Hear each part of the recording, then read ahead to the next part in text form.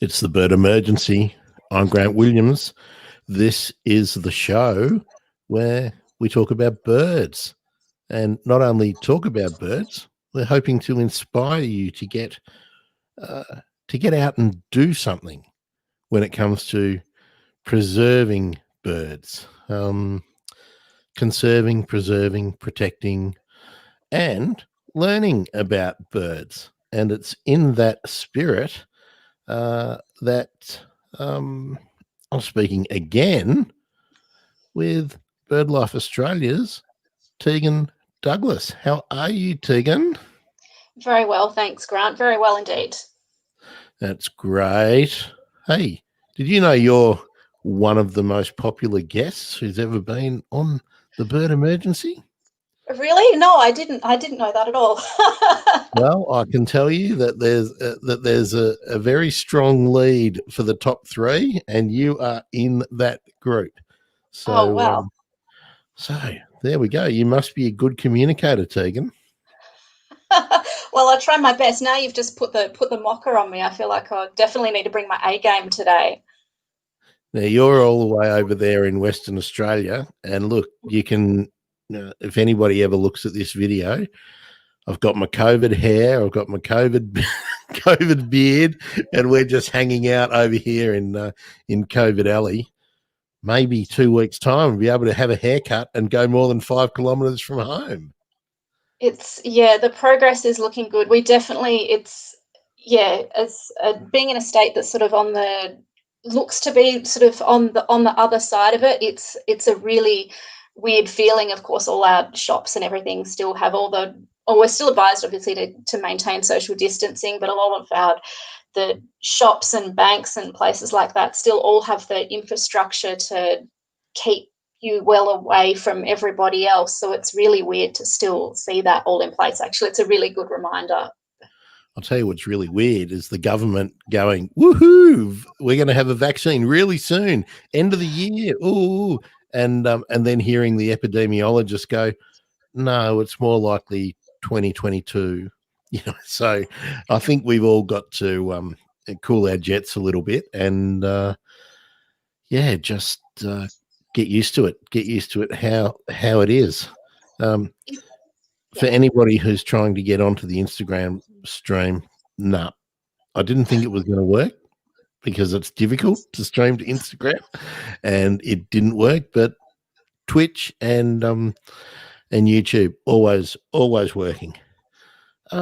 Tegan, before we launch into what we're really here to talk about, the whole COVID thing just brought to mind the next episode of the Bird Emergency features a student who has been trying to do a research project on his own in a remote spot, wholly and solely in the time of COVID.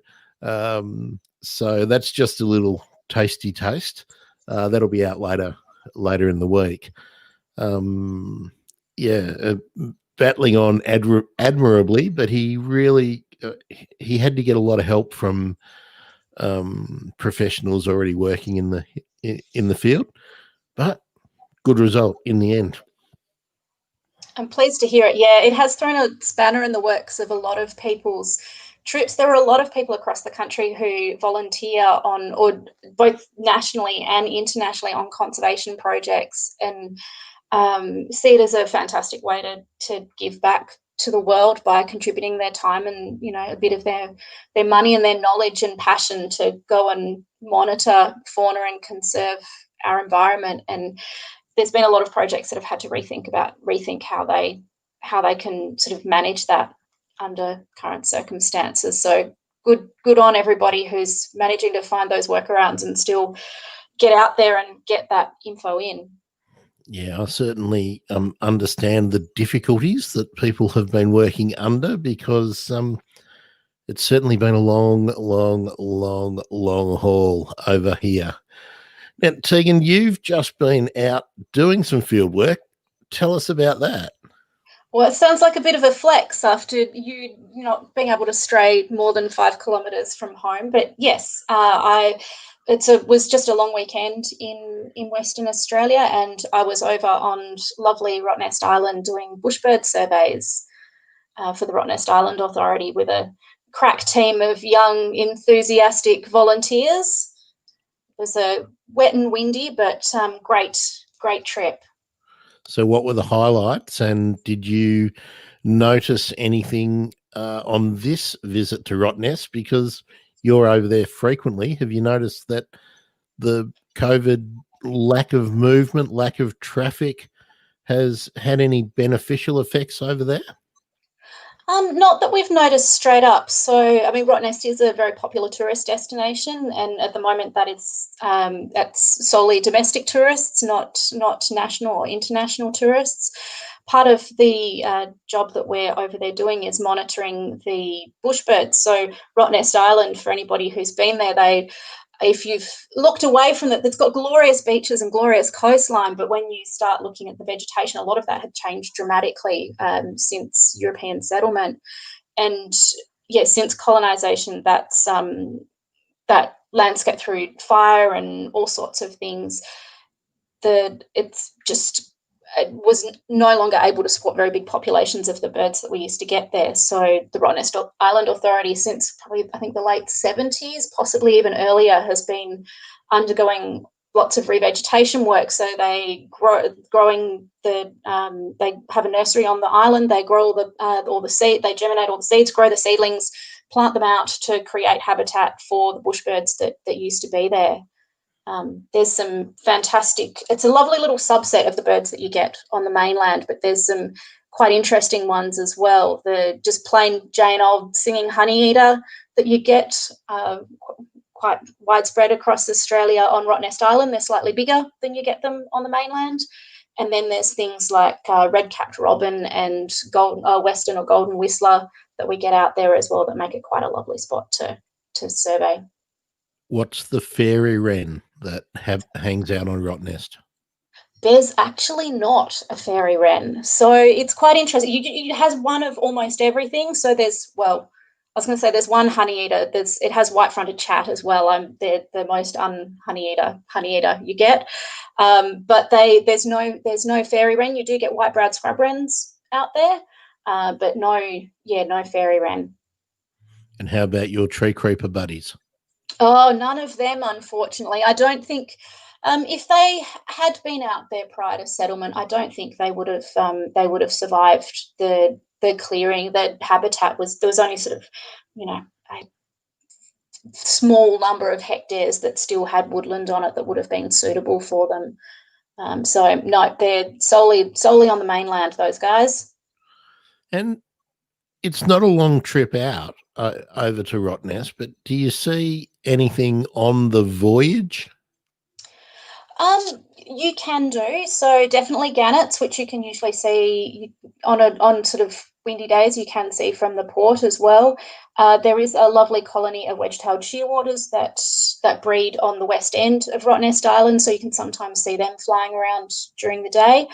One of the spectacular things that we saw lots of, I know we're supposed to be talking about birds, but there were lots of whales out passing by and breaching, and just spectacular jumps and tail slaps and all of that sort of thing that made it. And we could see them from the ferry as well. So that was really, as well as from the lighthouses, it was really, really neat. Is that mostly humpbacks that you're getting on that passage of water? Yeah, at this time of year for sure. Like I said, ask me a question about birds. When it comes to mammals, I'm not an expert, but there definitely were humpbacks out there. Okay, well, we'll start talking about one of my favourite subjects, which is getting people involved in citizen science projects that actually contribute to the broader knowledge of the subject matter. And Tegan, what is it we're going to be introducing now? Well, it is, as it's October, it's as we're heading into October, the last week of October is National Bird Week. And yeah, it's been on the calendar. It's been on the Australian bird calendar for over 100 years. And because it's National Bird Week, that means it's also the Aussie Backyard Bird Count. So the Aussie Backyard Bird Count, has its own little web address. So you can tell us what that is, Tegan. Sure, it's pretty easy. It's aussiebirdcount.org.au. And the really nice thing about it is there's also a smartphone app as well, so for iPhone and Android. Yeah, visit it with whatever means you like. And there's a really cool little video which runs you through how to use the app, and it's only a couple of minutes long, and it certainly does the job. It's a very good explainer video. Pretty groovy little soundtrack too. And I'd love to know who put the video images together, because I think that's one of John Martin's wing tags. Cockies looks like the ones in Sydney that feature often in his Twitter feed. It could quite definitely be. Yeah, there's it's been around for a while, that little video. So yes, very, very cool. Now, Tegan, let's go through how the count works. How does it? We're using the app, but you've got a limited time to do a count. Yeah, so, well, to start off with, the aim of the Aussie Bird Count is to try and encourage Australians from across the country to get out there and record as many birds as possible during National Bird Week. So in previous years, this would have been a lot of people recording birds while they were on their holidays and travelling around. I think this year we're going to get a really thorough snapshot of the sorts of birds that people are getting actually in their backyards, in their courtyards, from their balconies, within their local parks and reserves. And that's really important. People think that birds that you see every day are not they're common birds. Why should we worry about them? But they, just by having that people power out there, all those people out looking at birds, you're able to, it's really powerful. You can detect, it's amazing what you find when you have all those eyes and ears out there looking for birds. So yeah, as you mentioned, it's it is science. There is a method to the count, and we ask people to go out and record birds for 20 minutes. That's really easy on the app because it actually has a timer on it that counts down for you. So you just put in your details to sign up. You put a pin on the map to say where you are, and then you hit start, and your counter starts, and you can start putting in birds. It's a pretty simple method, and hopefully it's one that people will enjoy using. Now, you're a real scientist. I'm a pretend scientist. I say that because I did applied science. That makes you a scientist. No. I cannot hold my own against a real scientist. I had two questions about the method, and it'll probably turn into more. I understand that the 20 minutes is to help gauge the different species that occur and the density that they occur. But why isn't the aim to do it all at the same time? Because certain birds are more active at different times of the day. So the reason that we do it for 20 minutes is that, well, for one, it's a nice easy number. It's not too big a chunk of time. It's not too small. One of the really neat things you can do with a 20-minute block is you can look as when you're analysing the data, is you can look at it after the fact, and it's quite easy to detect changes. Our instinct might be we want to record for longer because we want to get a list of every single bird that we get in that park. However, what's really neat about when you limit the amount of time that you look for, when you limit it to 20 minutes, is when you come back over time. So say if you have something as simple as silver eyes, tiny little fruit-eating songbirds, really quite busy, tend to hang around in groups. If you are getting them in your local parkland, and you used to be getting them and people were getting them in every survey that was done there, so you were getting them in 100% of surveys, if a couple of years later during the bird count, during those 20-minute blocks that people were recording, people were only getting them in 1 in every 10 surveys that were done there, you could then sort of draw a conclusion about how common those birds were in that site. And, if they're going from being present in every survey to only present in 10% of surveys in that same location, then you could say that they'd become less common. If you just had a list that was collected over a really big period of time, you wouldn't necessarily have the same power. The technology is obviously geolocating you and will be time stamping your activity when you're logged in. To help with some of that comparisons, I was wondering why there wasn't some encouragement to say start your count at say 7 a.m. so that all the comparison is about active birds in the morning, and then maybe at 6 p.m. and the activity in the evening. Is that just too difficult to get people to commit to that? It can be. We don't make the assumption that everybody are early birds. We also get a lot of schools that participate as well. So making the app available to be used at any time of day just really helps people to contribute 20 minutes when they've got free time. If you're a birder and you know that birds tend to be more active in the early mornings, then you can do a survey in the early mornings. If you take your dog for a walk to the park in the morning, then that can be your 20 minutes. If you like to sit and have a cuppa after the kids have headed off to school, then you'll be doing that. Then you'll be doing that slightly later. If you take a break from your office day to have morning tea sitting outside, then that will be your 20 minutes. It's about making it fit in with your schedule. And because we have the number of people recording across the country, if we're really interested to see any differences in the time that people are surveying, the surveys are time stamped, so we can do that as well. But we want to make it as easy as possible for people to contribute. And you can do 10, 15 different 20-minute blocks a day if you want. Oh, absolutely. Yeah, you can be recording surveys nonstop for National Bird Week if you want. Yeah, that'd be wonderful.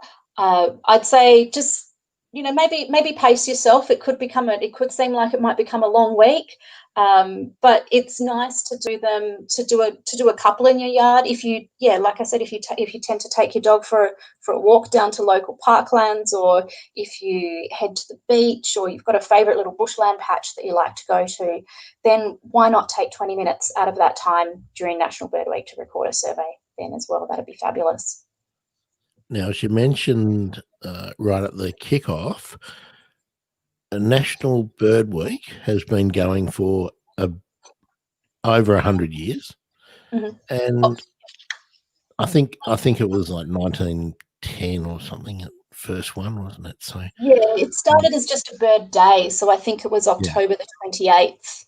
Early on was Bird Day. Now we've expanded to a whole week. Before you know it, it's going to be Bird Month. But look, I'm not complaining. Well, did you know we missed? I don't know if you missed. I missed World Cassowary Day last Saturday. I would have loved to do a cassowary show. Yeah. I'm finding out about all these days after they happen, so I'll put the call out. Please, if you're having a day, let me know, because I want to publicise them and get them in my calendar so I can prepare for next year. I'd love to do a show on cassowaries. But anyway, I digress. Tegan, what are some of the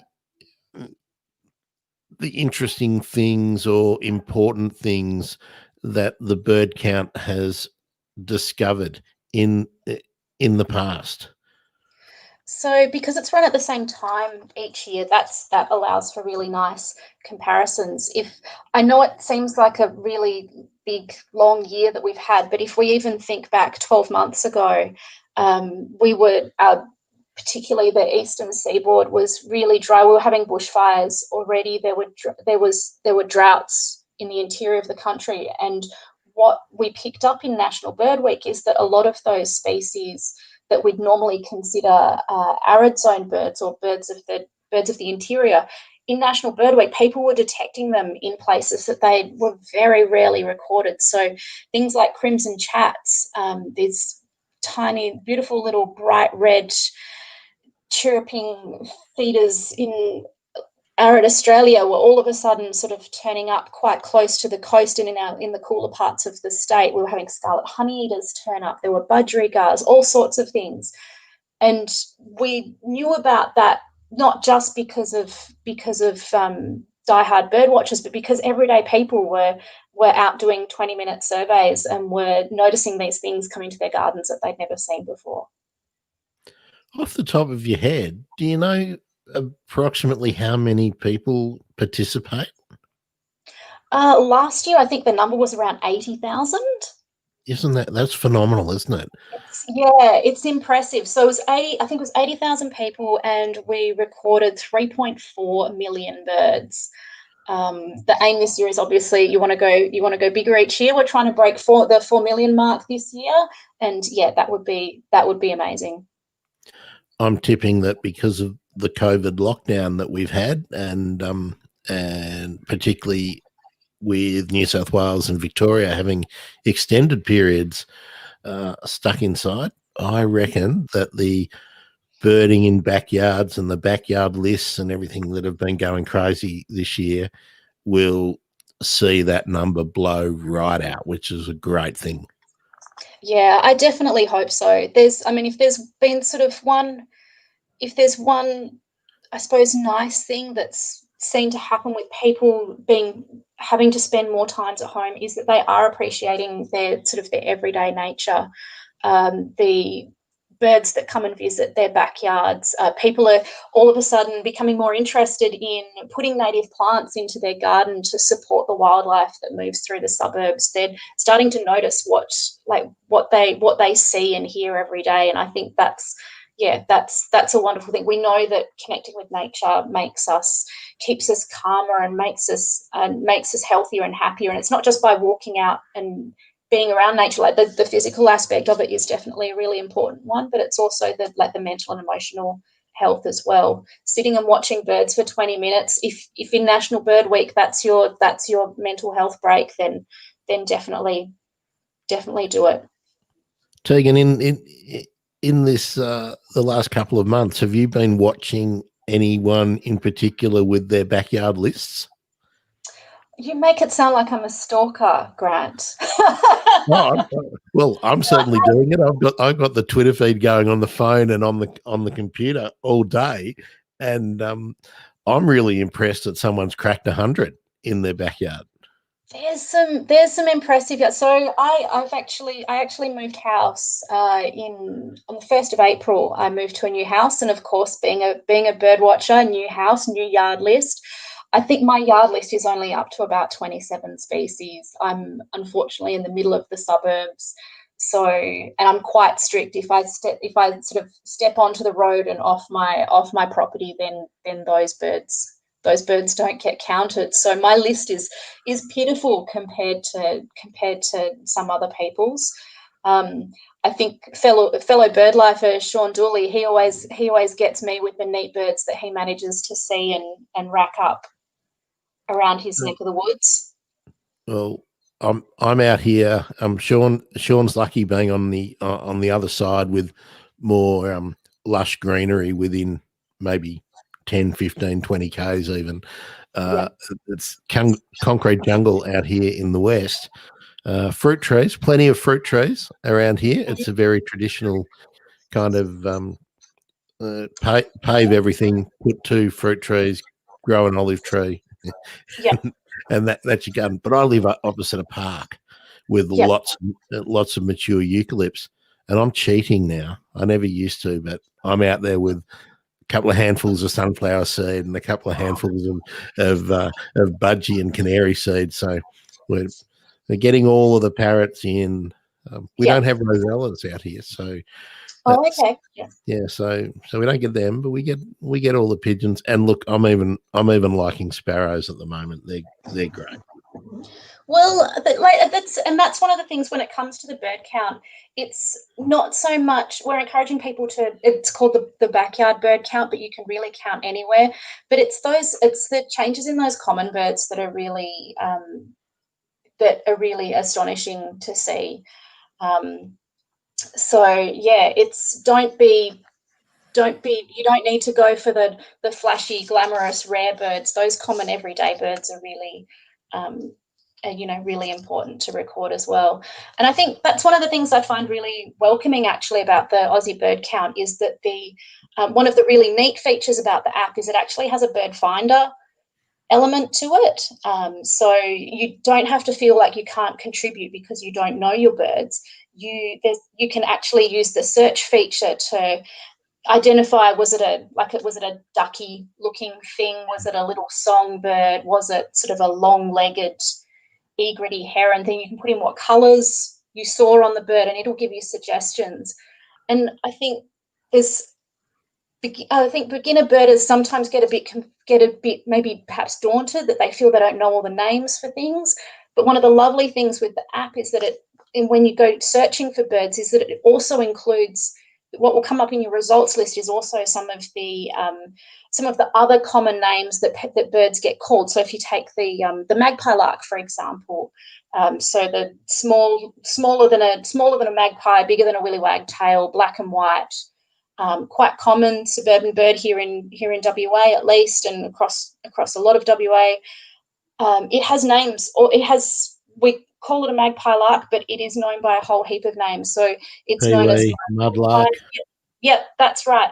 So if you're searching for that in the app, it'll actually come up. So it's a really nice sort of more inclusive way of letting everybody contribute. So don't feel that you might not know the right names or to how to spell them. Have a look and have a go and contribute some surveys. Hats off. It's a ripper little app. Now, credit where credit's due, Tegan. Who put the app together? So it's a small company called Plantical, and James Watmuff is one of the lead developers there, and he just does a fantastic job. He's responsible for our Aussie Bird Count app as well as the Bird Data app and platform, and yeah, he's a gun. Yeah, no, it's a ripper. It's really, really easy to use, and I need really easy to use things. It's a far cry from the days when I was having to key out ferns from the old-fashioned key. I'm sure you're used to using them. Yeah, most definitely. It can be like, I've just got a couple of it can be really daunting if you don't know what you're looking at, and your option is to flick through sort of, hundreds of species of birds trying to figure it out. Having an element in an app that can help narrow down the search for you works wonders. Now I saw a sticker on the spine of that one, Tegan. Is that right? Is that from your local library, or is that? Oh no, this is mine. It's just my array. It's just the plastic covered. I just happened I'd had taken it over to Rottnest with me, and it's just sitting. I haven't quite put it back on my shelf. It's just sitting on my desk. So. You've done a great job covering that. Well, it's the cover it came in, so yeah, it's waterproof covers for field guides. Worth so much. Now it's a really big time of the year for bird counts. I want to mention for our international listeners that Birds Canada have this weekend their Great Canuck Birdathon, and they've extended their Birdathon promotion because of the disruption with COVID. And it's one of their major fundraisers for Birds Canada. So if you're in Canada and you're thinking, oh, lucky Australians getting to do their bird count, well, you can do one too. So just head over to birdscanada.org and you can get involved with that one. And I've got an interview coming up in the next week or so with the people who are running the Bird Count India. So I'm really looking forward to knowing how they do things there, because maybe there's a little bit less availability of technology in every household, in every village, maybe even in the schools. So it's great to see that the whole world's getting involved in these kind of projects and adding to our knowledge. Most definitely. And it's only when you start sort of encouraging as many people out in the community as possible that you really start learning lots about these really mobile, widespread species. I'll be tuning in. It sounds really neat. Yeah, I'm really looking forward to the Indian count, because it's a place that I think we're all kind of familiar with, but we're not really familiar with at all. We know about the cricket, and we sort of know a bit about the Indian history and culture, and the whole movies and Bollywood and all that is becoming, it's seeping into our consciousness a little bit. But I think the birds of India are something I know very, very little about. And of course, they've got the Himalayas, and they've got coastlines on both sides. It's mountains, forests, jungles. Should be amazing. There's some amazing bird life in India, so it's Now, Tegan, you're all the way over 150,000 million light years away on the other side of the continent. What are the sort of upcoming events that you've got there, and how are the bird life projects of note going? Going really well. I mean, like I said, we're fortunate enough that that our state restrictions are enabling us to sort of get out and about a bit more. So our BirdLife WA branch is back to its regular schedule of sort of doing sort of 2 to 3 bird walks a week in places mostly around the greater Perth area, but also sort of throughout the southwest. As we're heading into spring, we have our Carnaby's black cockatoo breeding surveys are going on. We've just recently recorded one of the I think possibly the first record of red-tailed black cockatoos breeding on the Swan Coastal Plain. One of our amazingly eagle-eyed local birders picked up some red tails prospecting around a hollow, and turns out they were feeding a youngster, and that's something we haven't recorded here before. But we'll be having volunteers heading out all across the southwest, seeing what else, seeing how the breeding season's going for our black cockatoos. Our migratory shorebirds are returning. That was one of the lovely things about Rottnest, seeing some beautifully coloured grey plovers still with their really dark chests, just having arrived from transcontinental migration. But as we head into spring and summer, there'll be a whole heap of shorebird monitoring going on, and that'll be across the country. So there's opportunities to participate in that all the places with coastlines and lakes and river systems where our migratory birds hang out. Have you had any fires in WA? Because I see on the news, on the weather every day, that there's all these patches of extreme and even catastrophic fire danger. Has the fire season begun over there yet? Not in the southwest. So of course, the tropical north is a different issue. But in the southwest, we've actually had generally quite a wet winter, so we're hoping that'll carry us through. Last year, I mean, obviously wasn't anywhere near as horrific as we experienced on the east coast, but we definitely did have some. We definitely still had some really big bushfires in the Great Western Woodlands and Stirling Range National Park. But fingers crossed that we don't get a repeat of that this year. Fingers crossed, and hopefully it settles down in the US and Canada too. That's very catastrophic. It definitely is. Sorry, you can see me ducking in the video. What are My you doing battery down light, there? unprofessionally, my battery light on my laptop's just, my laptop wasn't plugged in. I'm just Well, fixing it. we're almost done, so you don't There we need go. to panic. You don't need to panic.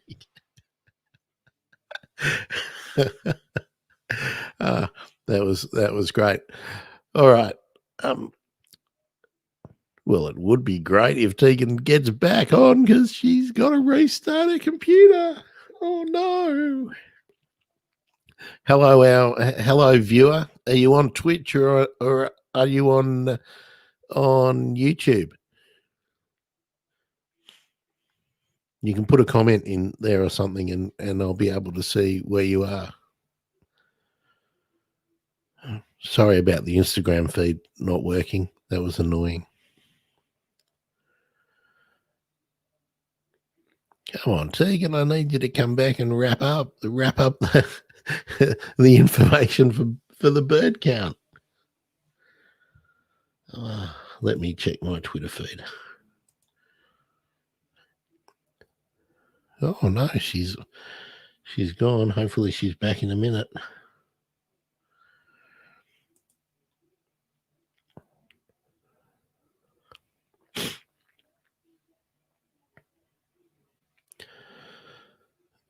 Well, viewer, I hope you've been doing well with your backyard birding while we've been experiencing this amazing influx of birds from all over the place. What's your backyard bird count number? Your list. I don't know if you caught the comment earlier on, but somebody I've been watching has cracked 100. I reckon that's a great job. I'm at about 40.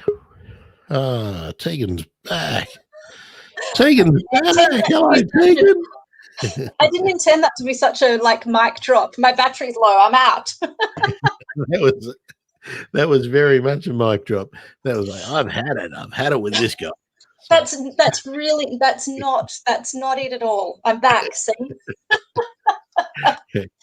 Okay, well let's make it easy for me to cut this up when it goes out. So, Tegan, let's get back onto the subject matter that we're supposed to be talking about. The Aussie Backyard Bird Count, the involvement of schools. How does that work, and how important is it?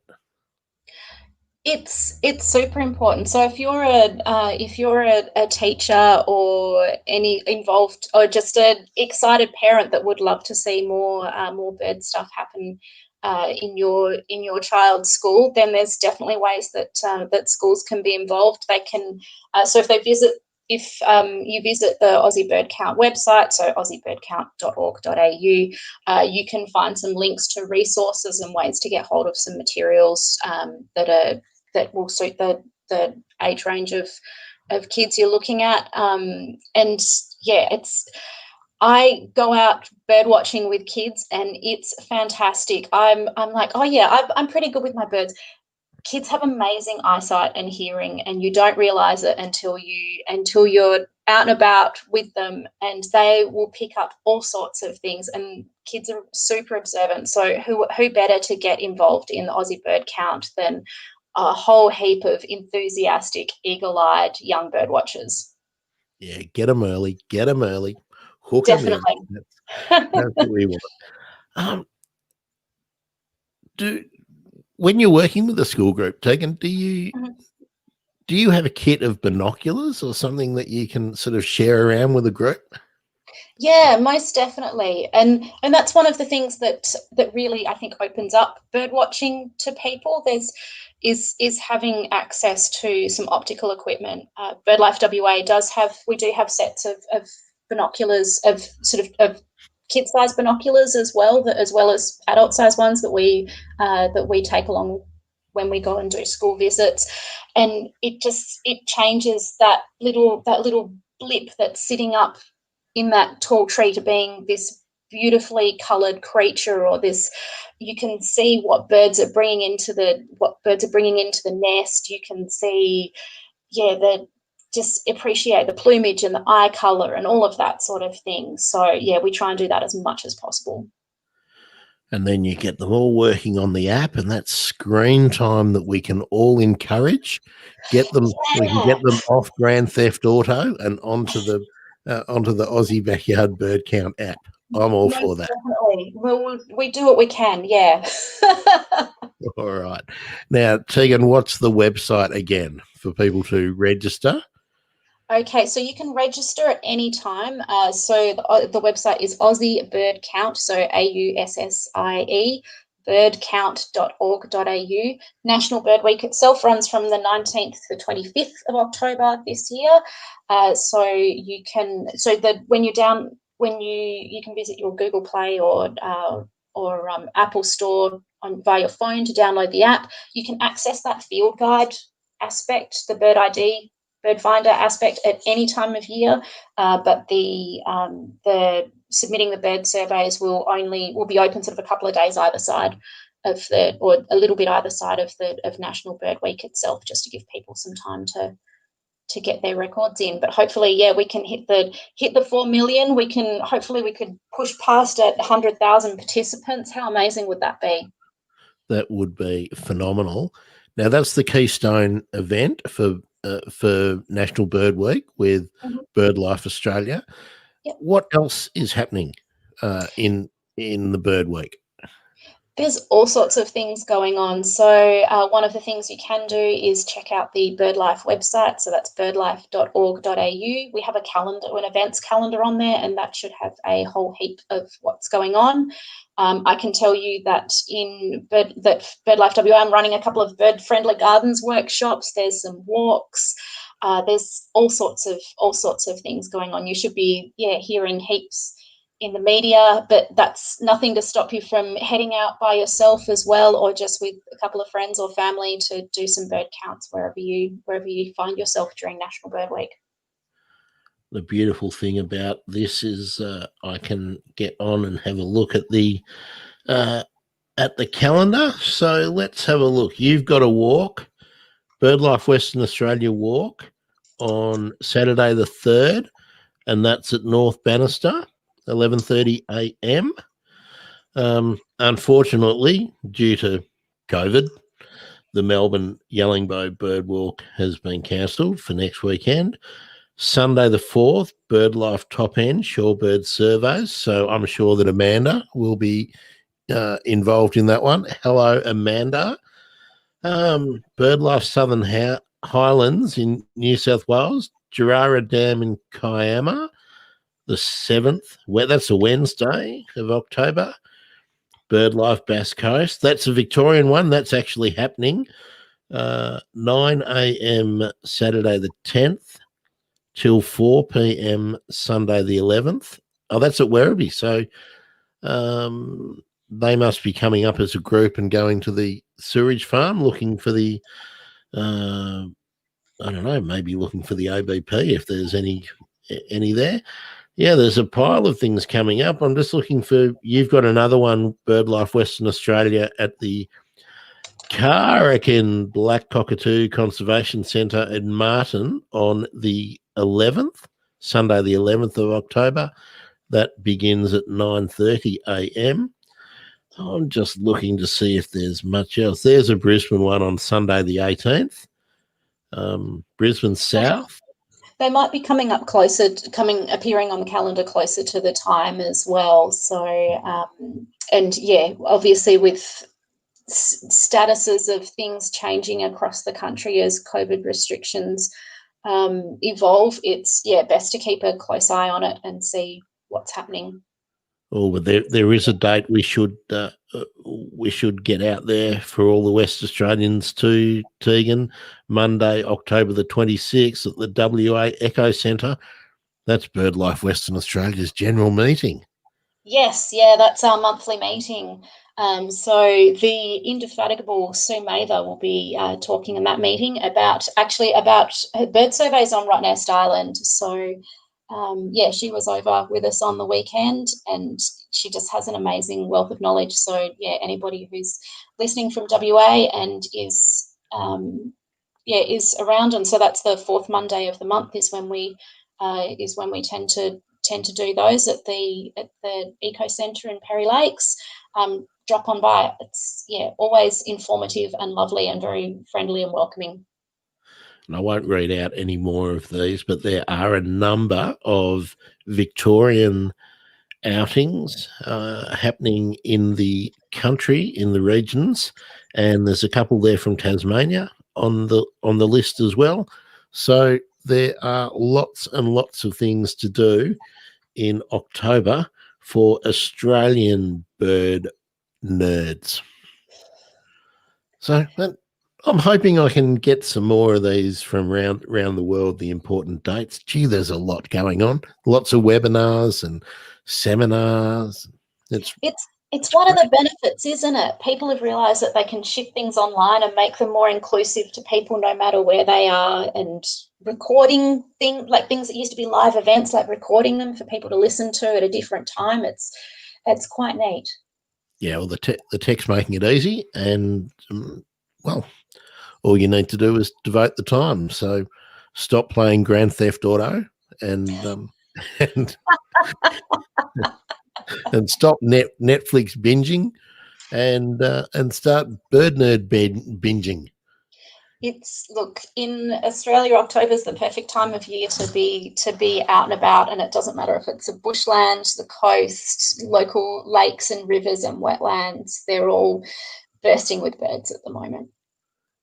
And Tegan, we've had someone watching. They've been shy. I asked them when you dropped off before to tell us if they were on Twitch or on YouTube. But they've been watching. Thanks for joining us. It's been great. Thanks for popping in with me again, Tegan. What's coming up in the next little while for you in your bird nerd activities? Well, spring, there's nothing but a calendar of bird nerd activities. There's a whole range of things. I have a trip out to Credo in the Great Western Woodlands. I'm doing a bird ID training course out there. I'm heading out to Air Bird Observatory. I'm running the annual field ornithology course out there at the end of November. I've got to have a trip out to central Western Australia. This is for fun rather than for work, heading out to Carnegie Station, doing some bird work out there. But yeah, otherwise around Perth, it's a flurry of workshops and bird walks and all sorts of things. Now tell me, what happens on an ornithology course at an observatory? So BirdLife runs, we have 3 observatories across Australia. So 2 in WA, Broome, Ayr, and then we have Glue Pot Reserve as well. Yep, and they're all open to the public. Well, obviously border restrictions. Yeah, except Victorians. Yeah, sorry. You're welcome, Matt Speen. No, hopefully reopen to everybody very, very soon. But yeah, all of them run courses on a whole range of topics, not just on bird-themed things. So down at Air Bird Observatory, I know just before I do my field ornithology one, there's going to be a wildlife photography course run by the amazing Keith Lightbody. And yeah, for me, my course it's about helping people develop their skill set of field bird skills. So we do a whole range of ID, of different survey techniques, different strategies for collecting information, things that we want to learn about free-ranging birds, how we can go about and do that in different habitats with different suites of species. Do you cover things like what the vent is and what the laws are and what the coverts are and just things? Yeah. Yeah, there's a little bit of that all those specialized bird words that get used. Yeah, we do a little bit of bird banding as well. There's a little bit of shorebird ID. A whole range of things. So it's a pretty information packed but also bird packed week. That sounds like the kind of thing that you've got to put in your calendar, because you need to prepare. If they're generally a big trip away, so maybe put it in your calendar for next year and try and time it to when somebody is going to be out there doing a course. Are they very regular? Like, I know The you're courses not in doing them every week or every month, Tegan, but are there a range of people doing them over the course of the year? Yeah, it varies. They do try to get a pretty regular course. That I think the observatories all have fixed things that are on their calendar, no matter what. I know Broome do they do a wave the waiters goodbye and also a welcome back to the waiters courses at sort of at different times of year, and those are long running things. And I'm sure they'll have the Broome Bird Observatory website will have the dates for the next little bit for those. The one that I run, the field ornithology course, that's always the last week of November. There's the other courses can fluctuate in time, and depending on the availability of the course leaders and things. I know AIR has plans to do a birding for beginners course, I think in February or March next year. There's schemes and dreams for reptiles, and they get pygmy possums down. They get western pygmy possums down there. So there's always heaps of feathers and fur and scales to keep everybody interested. It's a bucket list location for sure. Definitely. Well, Tegan, thank you for being so generous with your time again on the Bird Emergency. I look forward to catching up with you again in the not too distant future. Remember, it's time. The weather's picking up. It's time to get out there and do something. And if you don't know what I mean by do something, don't renovate your porch and get a bloody jacuzzi. Put some money into a research project. Carbon offset all your activities. Write a letter to the useless politicians who are helping us clear the remaining habitat for our threatened birds. And take this on anywhere you are in the world. Or get out and get involved in the Aussie Backyard Bird Count. They're really easy things to do. And I definitely hope to see everybody out there at a safe distance, of course. And shameless plug, if you're actually enjoying the Bird Emergency, retweet, subscribe, share, or review us. You'll be able to do that on the Bird Emergency website in a matter of days. We're about to relaunch it with all the original episodes and whatnot, and you'll be able to hear the first time that Tegan appeared on the Bird Emergency, and we worked out what kind of a bird nerd Tegan actually is. I think Die Hard was the Die Hard bird nerd. Was that the? You're still not at the extreme end of the spectrum, though, Tegan. No, you're safely back towards the median. So I'm pleased to hear it. of our small sample size so far, but it's growing. Again, thanks so much. You can, of course, catch up with all of the previous episodes of the Bird Emergency on all of the platforms where you can find podcasts. A bit of a teaser, what's coming up. As I mentioned, we're going to learn about why it's important to count and sample and examine predator poo in a national park. We're going to learn about saving birds when they're migrating, or just if they're hanging out in your backyard.